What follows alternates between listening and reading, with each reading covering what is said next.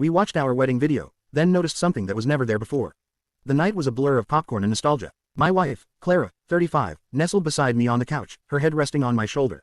Our 10-year anniversary was just a few weeks away, and we decided to do something cheesy, rewatch our wedding video. We were just Alex Chen, 35, and Clara, two perfectly normal people, settled into our perfectly normal lives. The kids, Leo, 7, and Mia, 5, were finally asleep, probably dreaming of superheroes and princesses. Everything felt right, peaceful, familiar. Until we got to the part where we exchanged vows. That's when we noticed it. Something that was never there before. It was a beautiful summer day, 10 years ago, at the old lakeside pavilion. The sun was shining, the birds were singing, and everything felt magical. The video rolled, showing the wide shot of the ceremony. The archway of flowers, the beaming faces of our family and friends. And then, there it was. Standing subtly behind a large oak tree, partially obscured by its branches, was a figure. A tall, slender person, cloaked in what looked like dark, flowing robes, with a hood pulled low over their face. Clara gasped, sitting bolt upright. Wait, rewind that. What was that? I paused the video, my finger hovering over the remote, a cold knot forming in my stomach.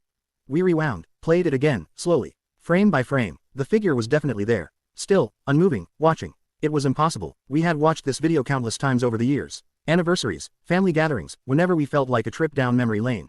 Never once had we seen this person. Never once. Our wedding was intimate, only close family and friends. We knew every single person in that video. And no one wore anything like that. No one was a stranger. Our wedding photographer, David Lee, 45, a meticulous guy, had multiple cameras, multiple angles. He would have mentioned something, surely. Our videographer, Sarah Vance, 38, was equally professional. They would have noticed a cloaked figure at our outdoor wedding. We fast-forwarded a bit, then rewound again. The figure remained in the same spot for the entire duration of the ceremony, from the moment I walked down the aisle until Clara and I shared our first kiss as husband and wife. Just standing there, watching. Silent, ominous. A shiver ran down my spine. It wasn't a shadow. It wasn't a trick of the light. It was clearly a person. But who, and how had we never, ever noticed them before? And why was it showing up now, 10 years later? That night, sleep was impossible. We lay in bed, the wedding video paused on the screen in our minds, the hooded figure burned into our retinas.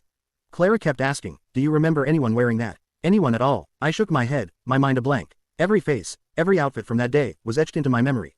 This figure was alien. The next morning, I called David, our photographer. Hey David, quick question. Do you remember anyone at our wedding, like, a stranger, or someone in a really dark, hooded cloak? He laughed. A hooded cloak. In July. Nah, man, everyone was in summer suits and dresses. Why, you getting weird ideas for your anniversary party? I mumbled something about a weird dream. I couldn't bring myself to tell him about the video. He'd think I was crazy. I then pulled up the digital files of our wedding photos. Thousands of them. I scrolled through them frantically, looking for any sign of the figure. Nothing. Not a single photo showed that person. It was like they only existed in the video. This only deepened the mystery. How could a person be present in the video for the entire ceremony, yet completely absent from all the still photographs taken at the exact same event? It defied logic. It defied reality. Clara, being more pragmatic than me, suggested it might be a glitch, a digital artifact, something to do with the video file itself. We had the video on an old DVD, copied from the original digital files years ago. Maybe the DVD was corrupted. But then, why would a corruption manifest as a perfectly formed, cloaked human figure? And why had it never shown up on previous viewings? Days turned into a week. The figure became an obsession. We re-watched the video, countless times, scrutinizing every pixel. The more we watched, the more unsettling it became. The figure was always in the same spot, always perfectly still. They didn't move, didn't react, just watched. I started thinking about the location. The old lakeside pavilion. It was a popular spot for weddings, but it also had a local legend about it. An old tale of a reclusive hermit who used to live in the woods nearby, supposedly watching over the area, a guardian of the lake. A silly story, something we'd laughed about when we chose the venue. But now it felt different. One afternoon, while Clara was out with the kids, I pulled out old photo albums, looking for any other pictures from the day, taken by family or friends. My parents, Li Wei and Mei Chen, both in their 60s, had taken dozens of snapshots. My sister, Jasmine, 32, had a whole album of candid shots. My best man, Ben Carter, 35, had even brought a disposable camera. Nothing, no cloaked figure. It was only in that original wedding video. The strangest thing was a growing sense of familiarity. Not that I knew the figure, but a feeling that their presence, though unsettling, wasn't entirely hostile. It was more observant, like a silent witness to a moment of profound importance. Almost protective, in a weird way. It was a sensation I couldn't shake. I even tried researching anomalies in old video recordings, digital glitches, anything that could explain it. Nothing fit. Every article, every forum discussed minor distortions, color shifts, momentary blips. Not a perfectly rendered, unmoving human figure that suddenly appeared after a decade. One evening, my father, Li Wei, came over. He was a tech enthusiast, always had been. He'd actually been the one who digitized all our old family videos, including our wedding one. He'd used some old, specialized equipment back then. I cautiously broached the topic. Dad, remember that old video projector you used to digitize our wedding footage? The one from your college days. He nodded, a nostalgic smile on his face. Oh, The old Luminator 3000 feet. State of the art back then, for a hobbyist like me. Why, just wondering if it ever had any quirks, I said, trying to sound casual. Like, did it ever add things to videos that weren't there? He chuckled. Ethan, it was a projector, not a ghost machine. It just transferred what was on the film to digital. No, never any quirks like that. Why do you ask? I just shrugged it off, but his words sent a chill down my spine. If the equipment wasn't to blame, and the photos showed nothing, what did that leave? I pulled out the original mini DV tape the videographer had given us. It was stored safely in a fireproof box. I still had an old camcorder that could play it. I hooked it up to the TV, a complicated mess of wires and adapters. And then, with trembling hands, I pressed play. The grainy, original footage began to roll. The same joyous faces, the same beautiful lake. And there, in the background, behind the oak tree, stood the figure. Clearer now, less obscured by the digital compression of the DVD. The hooded figure, watching. The raw footage confirmed it. It wasn't a digital artifact. It was real, or, at least, it was real in the original recording. The confirmation was both terrifying and strangely exhilarating. This wasn't a glitch. This was an honest-to-God mystery. I enhanced the image on my computer, zooming in on the figure. The robe seemed to ripple, almost as if made of shadow. The face remained obscured by the deep hood. But then, I noticed something else. On the front of the robe, near the chest, a faint symbol. It looked like a stylized knot, intricate and ancient, unlike anything I'd ever seen. I spent days, weeks, poring over ancient symbols, folklore, mystical texts. My desk became a chaotic mess of books and printouts. Clara, though still bewildered, was now intrigued, helping me search. She even started dreaming about the symbol. We found a similar symbol in an obscure book on forgotten pagan rituals. It was called the Knot of Witness. The text explained that it was used in ancient times by certain mystic orders to denote an observer, a guardian, someone who witnessed sacred events without interfering, meant to protect the sanctity of the moment. These watchers, as they were called, were believed to exist outside the normal flow of time, appearing only to those who were meant to see them, at moments of great significance. The book mentioned that the appearance of a knot of witness, in a visual record, especially a recording of a pivotal life event like a wedding, was extremely rare. It suggested that it could signify one of two things. Either the event itself held a profound, hidden importance that transcended normal understanding, or that the people involved were somehow linked to a lineage of such witnessed events.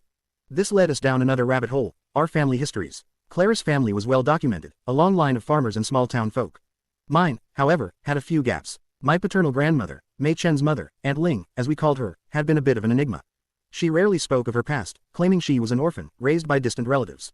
She had passed away when I was very young, so I never really knew her. I called my mother, Mei Chen. Mom, tell me about Aunt Ling's family again. Where was she from, exactly? My mother sighed. Oh, Ethan, it's always been a bit vague. She said she was from an old village, way up in the mountains, a place that wasn't even on most maps anymore.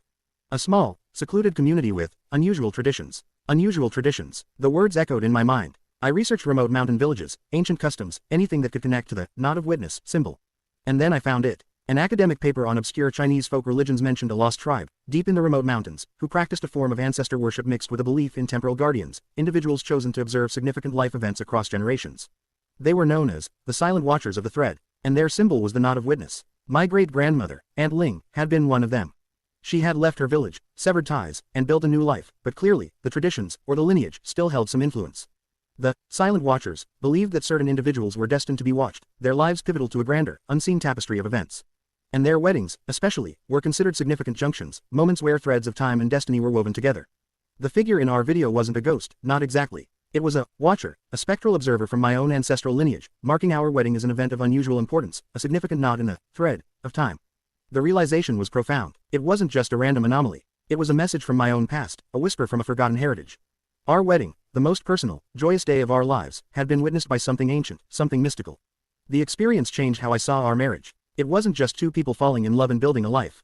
It was part of something larger, a continuation of a thread, a witnessed destiny. It didn't make our love less real, less ours. In fact, it made it feel more significant, more powerful. Clara, initially bewildered, eventually found a strange comfort in it. So, we're important, huh? She'd tease, but her eyes held a new depth, a sense of wonder. We weren't just Alex and Clara anymore. We were also a part of the thread. We decided not to tell anyone else about it. Not our parents, not our friends. It was too strange, too unbelievable. It was our secret, a shared understanding that deepened our bond in a way nothing else could have. The wedding video, once just a nostalgic keepsake, became a profound artifact, a window into a hidden dimension of our lives. The figure never appeared in any other video or photo we owned, before or after the wedding. It was a singular appearance, a specific moment in time when, the watcher, deemed our union significant enough to witness. Now, sometimes, when Clara and I are sitting quietly, perhaps watching the kids play, or just enjoying the stillness of the evening, I'll feel a subtle shift in the air. A momentary sense of an unseen presence, a silent acknowledgement. And I know, instinctively, that, the watcher, is still somewhere, observing the threads of our lives, the grand tapestry of time, and the significance of our little family. We watched our wedding video, then noticed something that was never there before. And it changed everything, not by altering our past, but by deepening the mystery and meaning of our present.